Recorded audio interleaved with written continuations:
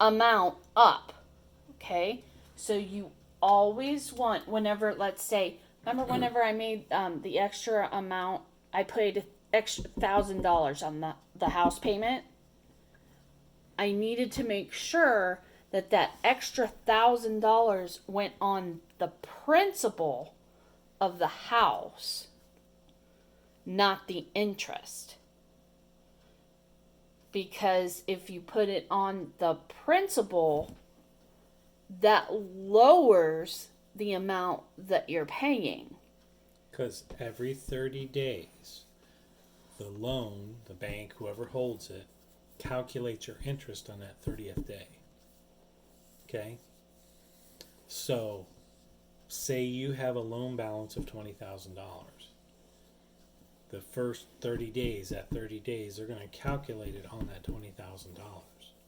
But if you make a half, say your car payment's $200, and you make $100 2 weeks in, when it goes to calculate for the loan and for your interest that you pay, it's now going to be $100 less. Because what they do is, when you make your payment at the end of the month, that's after the interest is calculated. It's never before. So by making biweekly payments, you're literally reducing the principal, which is the principal is the amount you owe, more. So let's give another example. $20,000 car, your payments are $400. You make it $500 even, and you make them every 2 weeks. Well, 2 weeks in, you're already putting $250 down on the principal 2 weeks into the loan. And then when the next payment hits, you put another $250 down. They've already calculated the interest, but the principal has now been reduced $250. So you actually reduce the amount that you pay over the life of the loan by doing biweekly payments. The credit union lets you do that. There's a lot of financers that will not do that because they know that's how you can pay them less money. They're only interested in making money off of you. So could you bring that up, or is it like a policy? Like, no, we won't do it. It's whatever. There's you could bring it up, but it's not going to do anything. Like, if they tell you no, should you like go with a different option, like somebody else? You would do business with a credit union. That's why we've started your brother there, and that's why we would suggest you start there, because the credit union isn't. I mean, obviously they need to make money to survive, but their goals are different than a bank. A bank is, you're purely a paycheck to them. So like you would go to a bank for like putting your paycheck in, like dealing like with your debit card and stuff. Correct. But like a credit union is like big payments, like loans and. Well, they do banking, normal banking stuff. We have our debit cards, we have our checking and savings there. So would you recommend doing it all in one place, or would you do it like separate? If your mom and I could do a mortgage through the credit union, we'd do it tomorrow. Absolutely. Because you know what? We could automatically pay it, and we would pay it bi-weekly, and we would gain that advantage of paying our house off quicker. So yeah, whenever you have a bank or like a credit union or a bank that you can leverage those things, use them.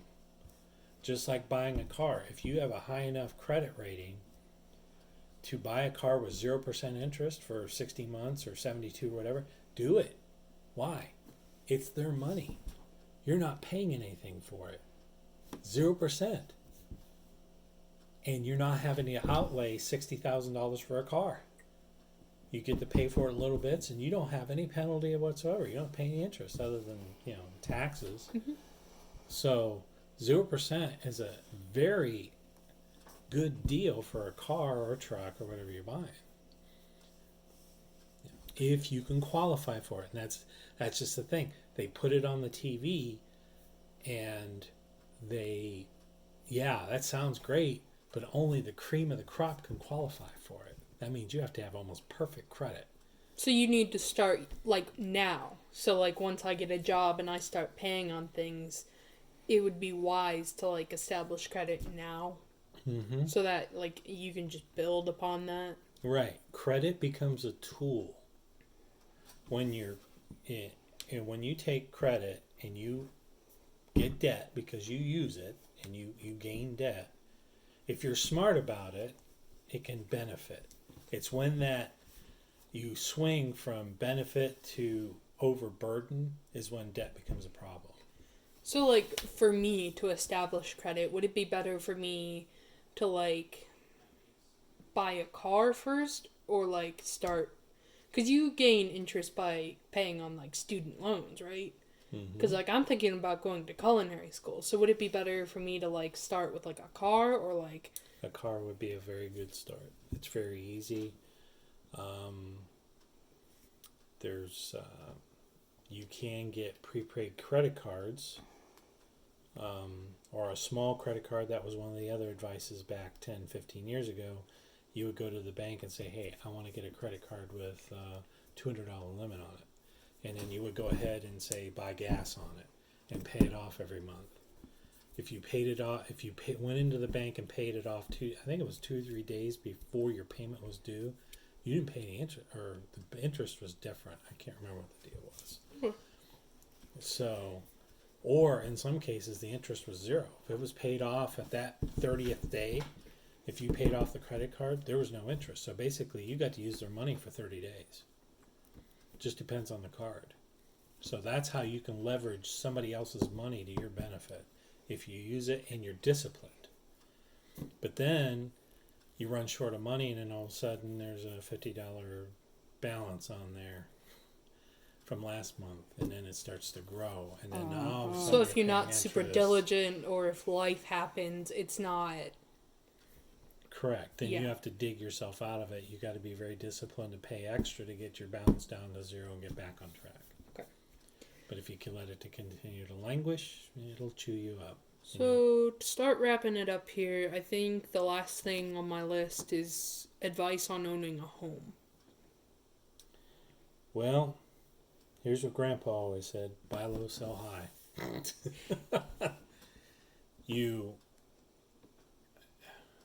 The market goes in cycles. Your mother and I have bought in 2 homes on a high. Actually, the market was up when we bought. Like, what if you don't have a choice? If you don't have a choice, that's like we did. We bought a house because we had to get you guys into a different school district. You were very close to starting. Well, your brother was starting into the kindergarten, so we had to do something.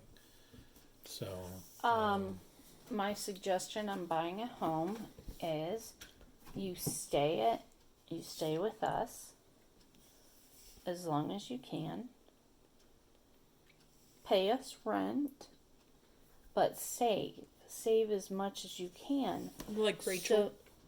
So Yeah. that you have enough. You will need a down deposit, and normally it's 3% well, of the total amount of your loan. the original law was you So had to have let's 20%. say 20. The law was originally 20%. Oh, In the 90s, they changed it to 10%. okay. In the late 90s, when your mom and I got married, they changed it to 3%, and then sometimes, in some cases, 0%.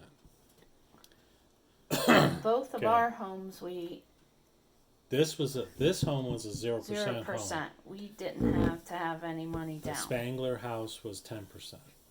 But typically, you had to have 20% down before the bank would even touch you. Does the money down go towards the end total of the house? Yes, Correct. yes.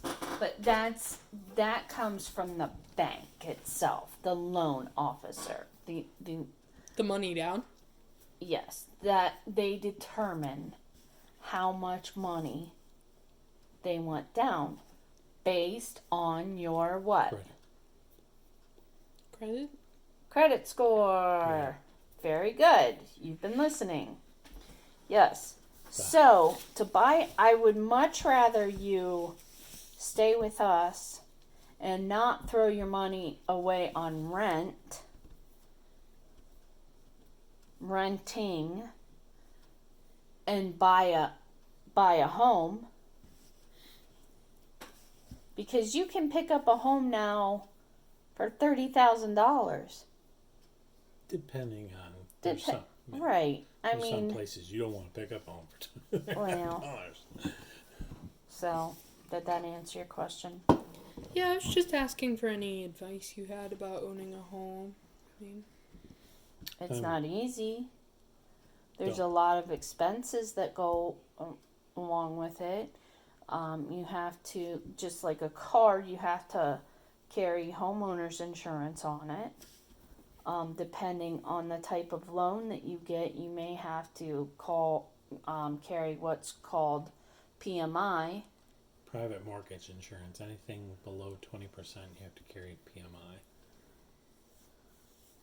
So that's an extra So if you have 20% to go buy on your payment home, that you have to make you have to carry insurance. So just in case you default. most kids, when they grow up and become adults, they want to live in the home that their parents were in. And when you think about it, if you're in a home like Cody, or say one of the newer homes that like 250,000, 280,000, there's this expectation that, well, that's the home I should start out in. You know, we started in a very little, actually really nice brick home in Canton, but it wasn't some outlandish big house. Do you have to start out with something that fits with your debt to income ratio, which your bank hopefully will? But here's the thing. The bank isn't in they aren't in the business of making keeping you responsible. Sure, Right. you can afford it. yeah, they want to make money off of you. That's probably the best way to say it. Right.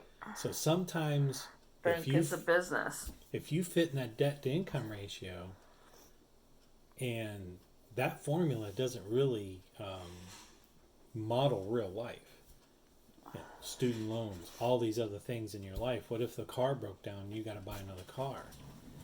You know, and all of a sudden that new car now pushes you over that debt to income ratio. So that's why don't rely on the bank. If you need to, find a financial advisor you can trust. I mean, you're going to have to pay for it, but at least they're going to give you advice. That's their job. They're charging you for advice, not to make money off of you. And you start with a home that's very in a decent area. Doesn't have to be the primo area. As Todd would say, always buy the cheapest house on the street. Because if everybody else's appreciates, yours is going to go up with it. That's good advice. Yeah. And he's bought a lot of real estate. So, you never met Todd. Yes, she has. Yes, she has? Yeah, we've seen him at the baseball game.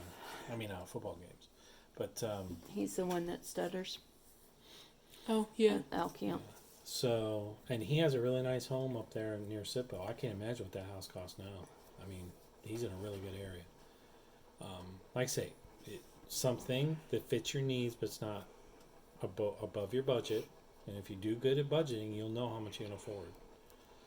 There's a lot of websites now too where you can like punch in your budget and right. You put in your income and what you got going on. They'll tell you roughly about what you can afford and go from there. But like Mom said, rentals is just pouring your money down somebody else's bottom line. I mean, there's good and bad to a rental though too. I mean, if something breaks, you don't have to pay for it.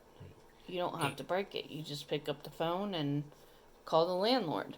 And in some areas, renting is actually more cost effective than owning. In some areas, It depends. there's a website that'll actually tell you. You'll say where you want to live, and it'll tell you whether it's better to buy or rent. Like New York, it's better to rent. California, it's better to rent. well, they have a bunch of apartments up there because only like the rich people live in like upstate. Right. Well, it's because real estate's so expensive Right. compared to the wages you're pulling in. Right. So, using money wisely is something that your mom and I have always It's a wanted good to make tool sure. to have. Yeah, it's a tool. But if you obsess about it, you know, that's when it becomes a problem, or you get materialistic and you don't want your money. Okay, well, thank you guys. I think we're gonna wrap this up. Okay. Yep. All right.